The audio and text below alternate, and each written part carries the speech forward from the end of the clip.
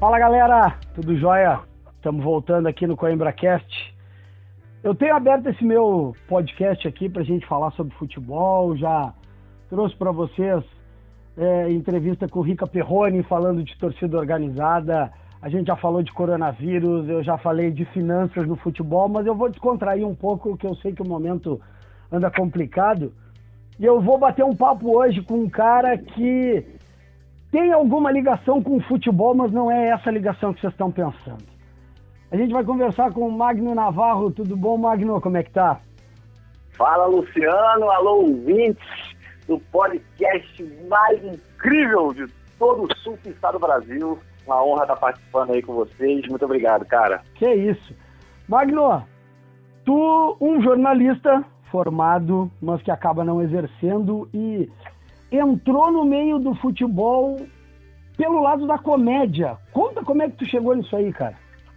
Cara, então, na real, desde moleque eu já tenho essa pegada cômica, né? Eu costumo até brincar que a primeira sensação que eu me apaixonei no mundo, no sentido sensorial, foi rir. Eu pedia para as pessoas fazerem cócegas para eu rir. E eu nem entendia por que eu queria, mas eu achava aquilo fascinante. Aí, à medida que eu fui crescendo, eu fui sendo sempre o cara mais engraçado da turma, sempre o moleque que chegava no dia seguinte e comentava dos programas humorísticos que quase ninguém tinha assistido. E aí o pessoal disse, caraca, será que sou eu que gosto dessa parada? E aí, enfim, desde moleque eu imito, né? Comecei fazendo Silvio Santos, essas mais clássicas, né? Televisão, Maria Bethânia, né? Enfim. E aí, só que quando eu fui escolher uma profissão, eu meio que não tive a coragem suficiente para ir para esse lado, aí comecei a trilhar caminhos nem nada a ver, fui para gestão do meio ambiente, trabalhando na empresa de economia.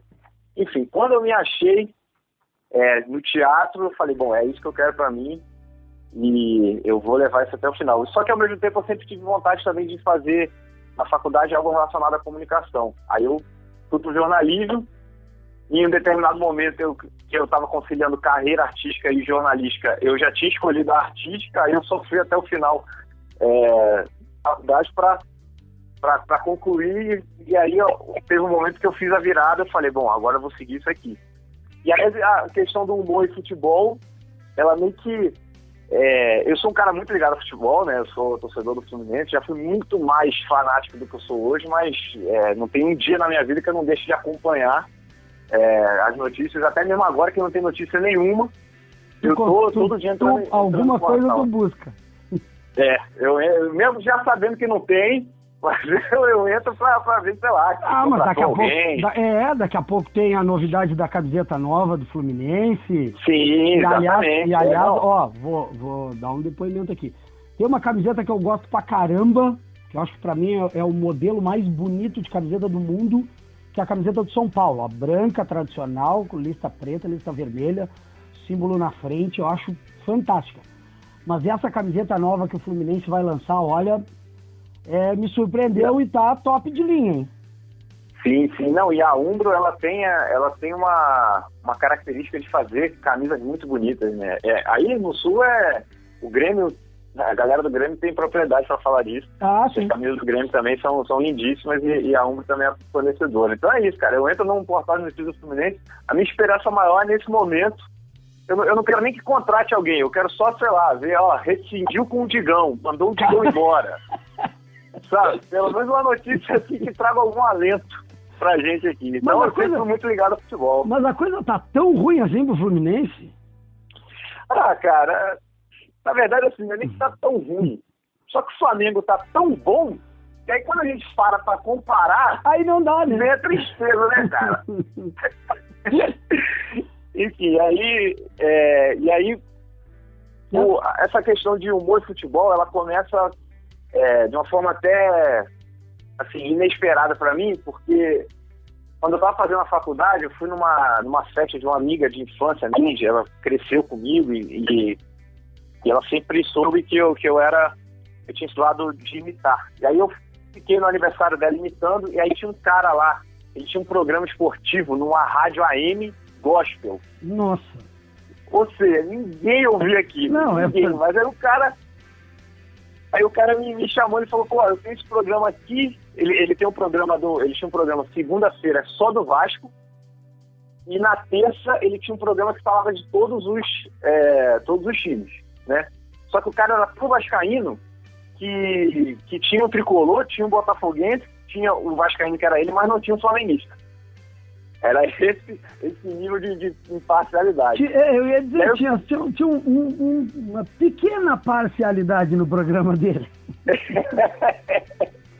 Não, às vezes, era uma época até que o Flamengo não estava muito bem, era o Flamengo de Mano Menezes. Aí eu imitava o Mano Menezes também no programa. Enfim, aí eu fiquei fazendo durante um tempo esse programa e que acho que se minha mãe ouvia era muito.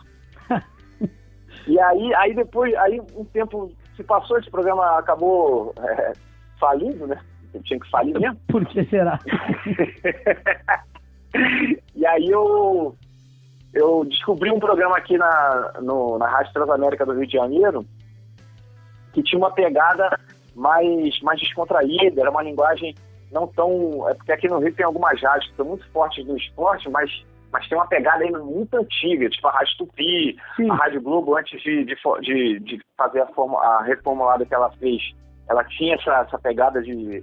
Pegada de rádio mesmo. Comentarista, de rádio zona, da AM mesmo. Até quando migrou para FM, a linguagem era toda de AM. Aí quando eu descobri esse programa na Transamérica, eu comecei a mandar, eu ouvia o assunto do dia, ou da hora ali, aí eu mandava, eles recebiam um áudio de ouvinte, aí eu mandava imitação, comentando, aí os caras falavam, pô, vamos marcar de fazer isso aqui ao vivo. Aí eu fui lá um dia, aí eu fiquei 2 anos fazendo esse trabalho aqui na Transamérica, fiquei de 2017 até o final de 2019, quando me tiraram do ar.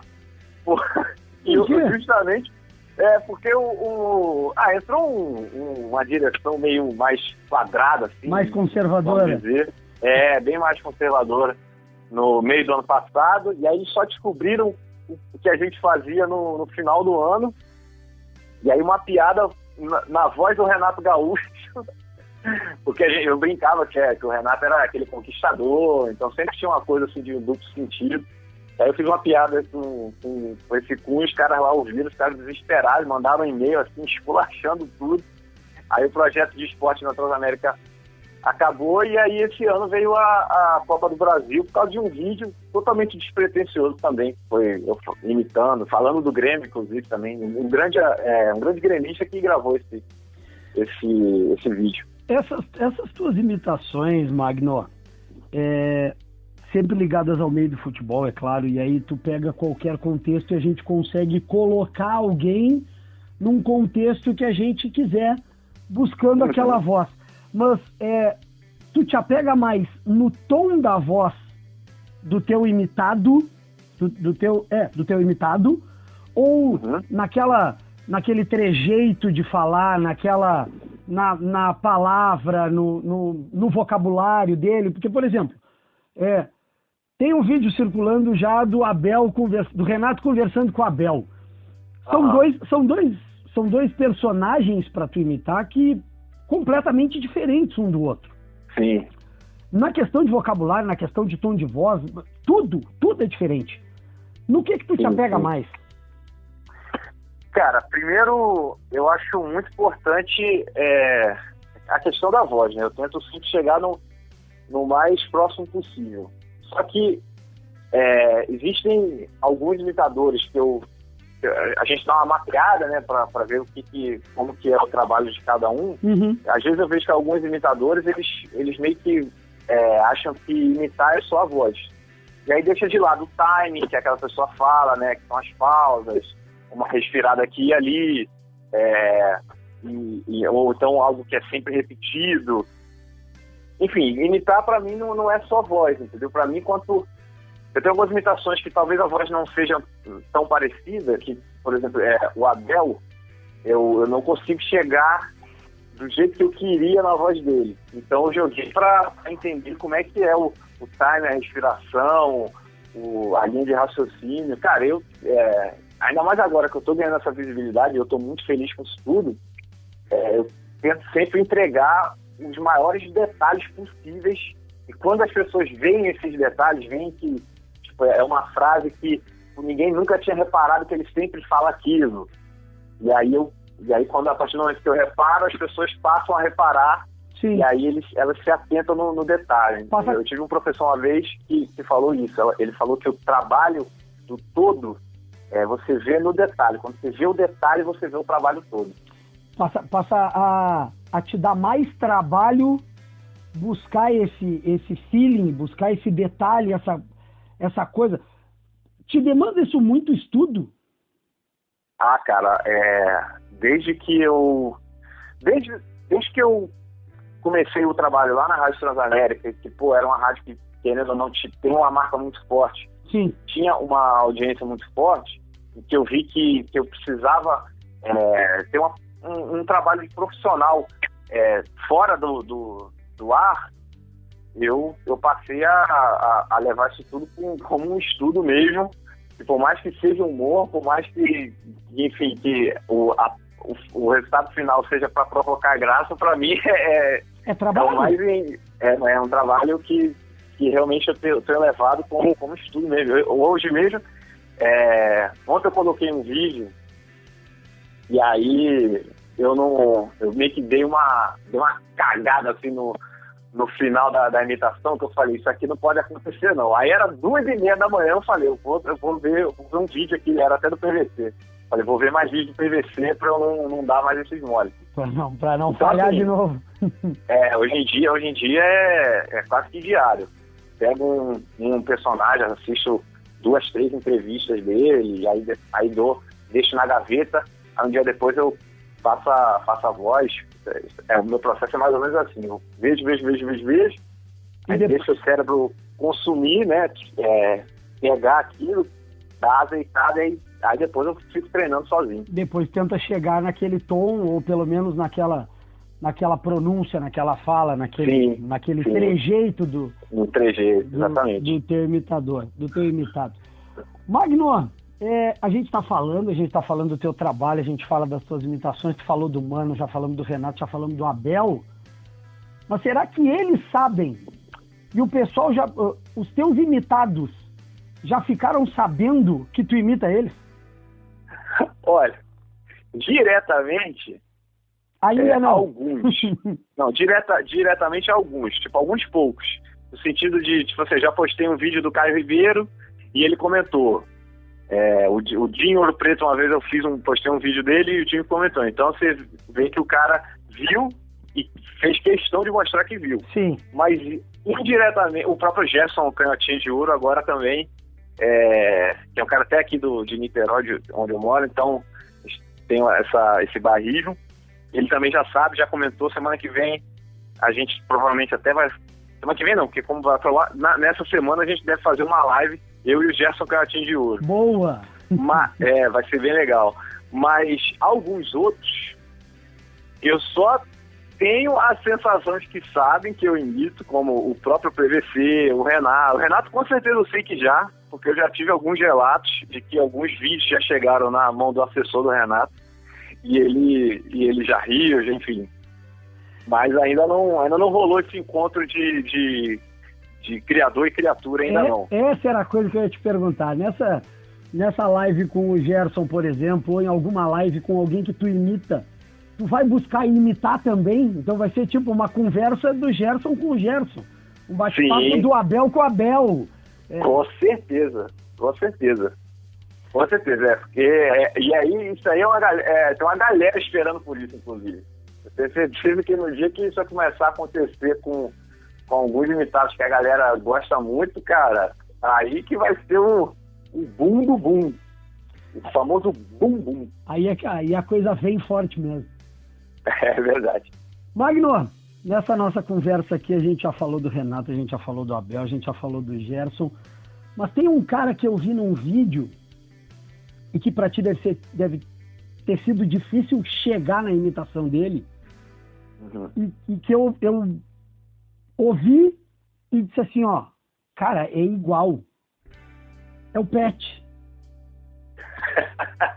E a dificuldade pra falar igual ao Pet? Cara, a imitação do Pet é a mais difícil que eu faço.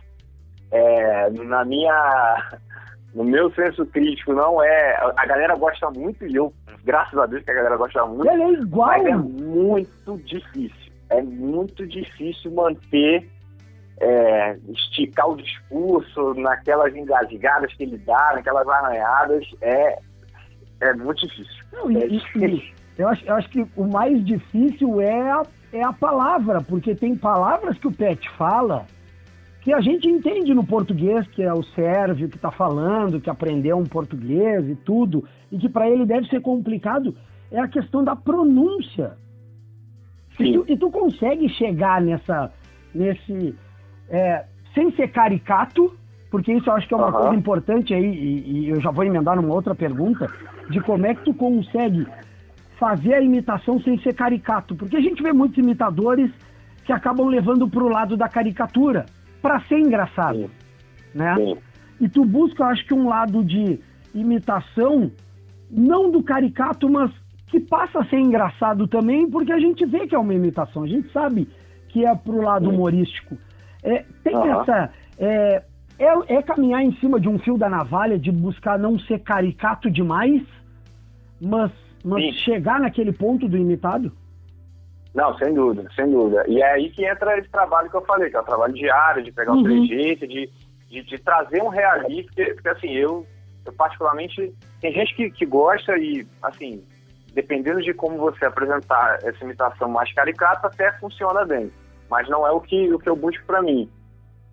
Eu quero sempre chegar no mais realista possível, porque quando eu chego nesse realismo, nessa fidedignidade com o imitado, eu posso seguir dois caminhos. Ou seguir a linha do que exatamente essa pessoa falaria, exatamente do jeito que ela é, de como ela faz. Ser fiel mesmo. Sim, ser fiel, isso no discurso, como eu posso ir para um outro lado, que aí eu faço uma outra distorção cômica, né? Que é, tipo, por exemplo, botar um PVC analisando o Big Brother.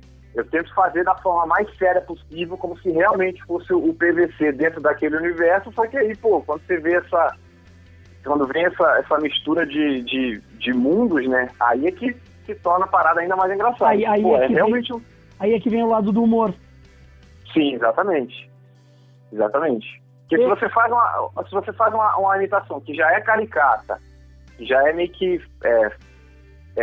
exagerada, num contexto também exagerado, aí eu acho que essas coisas se anulam.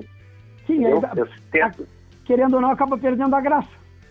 Sim, exatamente. Os contrapontos no humor, eles são muito importantes, para você ver as duas pontas e ver o normal e o distorcido ao mesmo tempo. Bom, a gente está gravando aqui, mas como eu busquei fazer uma videoconferência, eu consegui também ligar para o Renato. Eu queria saber do Renato, o que o Renato acha do Magno imitando o Renato. Fala, Renato. Como é que tá? Tudo tranquilo? Boa tarde, Luciano. Boa tarde, ouvintes do podcast. Eu já ouvi esse Magno Navarro fazendo a minha imitação. E no dia que eu encontrar com ele, eu vou pedir para ele parar de fazer essa palhaçada. Porque tem uma rádio aí do Rio Grande do Sul que também ficava fazendo palhaçada comigo. E o Magno está fazendo palhaçada. Eu sou um grande treinador. E eu sendo um grande treinador, você pode ter certeza. Eu não vou deixar isso continuar. Eu fui campeão da Libertadores, como jogador e como treinador. Eu não preciso ir para a Europa para estudar futebol. O Magno não precisa ficar me imitando. Se ele quer me imitar, ele então ganha uma Libertadores. Aí ele vai fazer a imitação perfeita.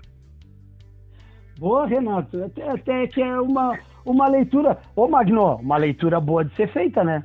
Daqui a pouco o Renato quer que tu também entre no ramo do futebol para daqui a pouco completar a imitação dele, né?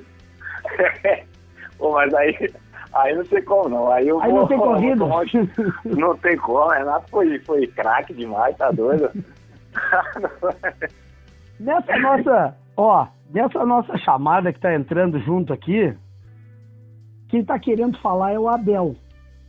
Abel, será que tu tem o mesmo pensamento do Renato, Abel? Porque daqui a pouco tu também foi campeão do mundo, tu também foi campeão da Libertadores. Será que pro Magno conseguir chegar nesse ponto contigo, Abelão, precisa ser campeão também? Ou na imitação ele tá mandando bem pra caramba?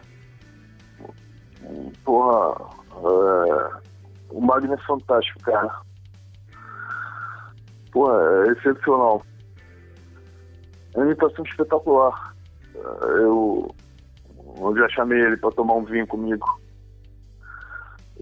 Cara, eu acho lindo. A imitação dele é linda. Eu não preciso disso, não. Eu sou fã dele, cara. É uma imitação, um imitador espetacular. Valeu, Abelão. Obrigado. Ô, Magno, daqui a pouco, já começamos a achar um entremeio aí que tem gente gostando. Em que sentido, desculpa? Não, o Abelão tá mais fechado contigo do que o Renato. Ah, com certeza, sim, com certeza. E ó, só pra você ter noção de algumas coisas que me ajudam na imitação. Eu, quando fiz o Renato aqui agora, uma coisa que me ajuda é meter aquele óculos escuros. Só peguei e botei o óculos escuros. Que é pra Abel entrar no personagem mesmo. Isso, dá uma ajudada. Ainda mais como é só... Por mais que seja só o áudio, a galera dá pra sentir. E o Abelão agora, eu meio que...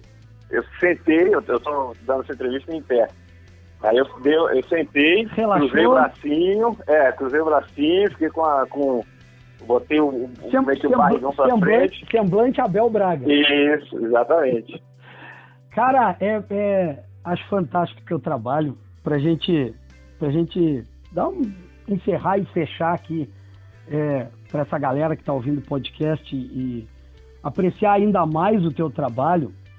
Uhum. Eu vou pedir que tu escolha aqueles personagens que tu tem uma maior afinidade, vamos dizer assim, aqueles que tu acha que tá assim, ó, voando para mandar um abraço para quem tá ouvindo esse nosso podcast aqui. Então, beleza, então, vamos começar então pelo PVC, né? Esse podcast é um podcast muito bom. E por que eu tô falando isso? Porque é um podcast que fala do Grêmio e fala do Inter. E o Grêmio de 96 era um Grêmio que jogava no 4-1-3-2-4. E por que eu estou falando isso? Porque ele jogava com os reservas também. A grande questão é, o Inter do Abel foi campeão do mundo. E quando ele foi campeão do mundo, tinha 38% de posse de bola, com uma média de 40 chutes certos por jogo. E todos esses chutes certos por jogo, a maioria ia dentro do gol. Igual esse podcast. Tem muita qualidade. Isso que tem que ser debatido. Eu também estou feliz de estar participando desse podcast. Agradeço, Luciano, que você falou da minha pessoa. E fico feliz quando alguém elogia, porque é importante elogiar. Hoje você não quer elogiar. Às vezes as pessoas não têm essa mentalidade. Muito boa tarde pra você, torcedor, rapaz. Aqui é o Alex Escobar, hein?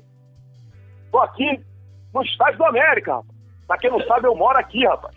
Eu moro aqui no Estádio do América. Vou mandar um abraço aí pro torcedor do Inter e pro torcedor do Grêmio, rapaz. E por que não? Boa tarde pra você, torcedor do Juventude, hein? Juventude foi campeão da Copa do Brasil, rapaz. Tem história. Deixa eu ver aqui. Não pode faltar o Caião Ribeiro, né? Velho, Caião Ribeiro, cara. O Alex Escobar é fantástico, velho. É igual. O Escobar, até respondendo, o Escobar é um cara que eu criei amizade por causa dessa invitação. Igual. O Escobar eu criei uma amizade, o cara. A gente ia até fazer um cafezinho junto, só que aí veio o Corona e parou tudo. Mas sim, assim que o Corona foi embora. Vai rolar o café? Vai rolar. Foi até bom ter feito, porque o pessoal já ficar ligado que em breve teremos cafezinho com Escobar e Escobar. Nossa! E o Caio? Tudo bem, Luciano? Alô, torcedor do Grêmio, alô, torcedor do Inter. Muito obrigado pelo convite. Para mim é uma grande honra. E eu quero muito assistir esse cafezinho. Principalmente porque, que horas são? Eu acho que eu já posso usar desse palavreado. O Magno é um bananão. Magno, cara, é fantástico o teu trabalho, velho. Acho que o pessoal precisa reconhecer isso, eu acho que isso é muito bom. Saber que imitar também não é só largar a voz, que dá trabalho, que tem estudo, que tem dedicação.